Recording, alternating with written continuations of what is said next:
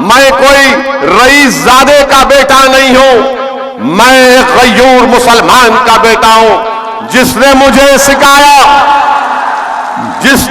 یہ سکھایا کہ حالات کا سمجھوتا نہیں کرنا، جس نے مجھے سکھایا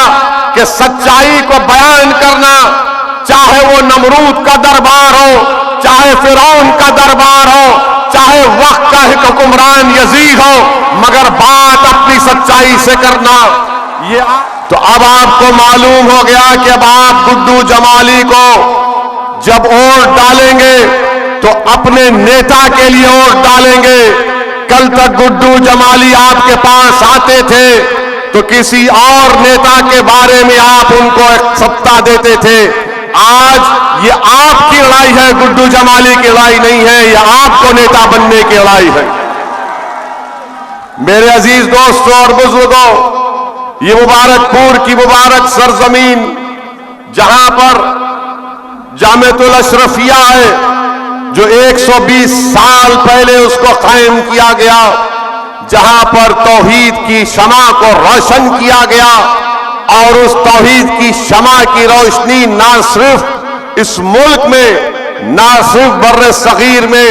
بلکہ دنیا کے کونے کونے میں مصباحی پہنچ کر توحید کی شمع کو جلا رہے ہیں۔ میری خوش قسمتی ہے کہ مبارک پور میں جامعہ عربیہ احیاء العلوم، مدرسہ العربیہ دارالتعلیم اور مدرسہ باب العلم بھی ہے۔ میں ان تمام مدرس کو سلام کرتا ہوں، ان کے تمام ذمہ داروں کو سلام کرتا ہوں۔ ان کے بزرگوں کو اگر موقع ملے گا تو میں بذات خود جا کر ان کے ہاتھ کو چوموں گا اور ان کے ہاتھ کو لے کر اپنے سر پر رکھوں گا، اور اگر وہ اجازت دے تو میں ان علماء کی جوتیوں کو اپنے سر پر اٹھا کر رکھوں گا کہ وہ جو خدمت انجام دے رہے ہیں اس کو بیان کرنا بھی الفاظ کا ناکافی ہو جائیں گے۔ میں صرف دعا کرتا ہوں کہ اللہ ہمارے علماء کو، ہمارے محدثین کو، مفتیوں کو اللہ سلامت رکھے، اللہ ان کے علم سے اور فیض جاری کرائے۔ میرے عزیز دوستوں اور بزرگوں، جو اہم بات آپ کے سامنے میں کرنا چاہ رہا تھا کہ اتحاد ہے، متحد رہیے۔ اگر گڈو جمالی کو یا مجلس کے پتیاشیوں کو کامیاب کرنا ہے تو آپ تمام کو متحد ہونا پڑے گا، اتحاد کو مضبوط کرنا پڑے گا، اور یاد رکھیے ہماری اس بات کو کہ اتحاد زندگی ہے، اتحاد زندگی ہے اور انتشار موت ہے۔